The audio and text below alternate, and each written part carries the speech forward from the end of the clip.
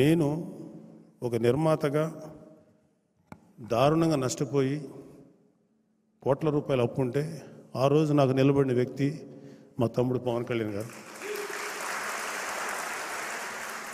అలాగే మా అన్నయ్య చిరంజీవి గారు, ఇద్దరు నాకు ఒక మూల స్తంభాలాగా నిలబడ్డారు.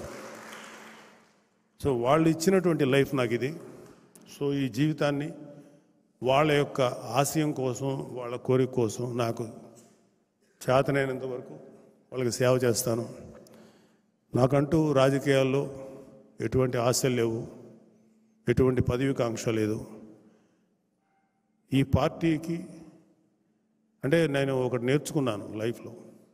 అయితే నువ్వు చాలా గొప్పవాడి అవ్వటానికి ట్రై చేయండి, ఎవరైనా సరే తప్పులేదు, అది చాలా గ్రేట్. కానీ నాకు అంత కెపాసిటీ లేదు, నేను గొప్పవాడిని అవ్వటానికి చేసే అంత దమ్ము నాకు లేదు. కానీ నువ్వు గొప్పవాడి కాకపోయినా ఒక గొప్పవాడికి అండగా నిలబడు, సపోర్ట్గా నిలబడు.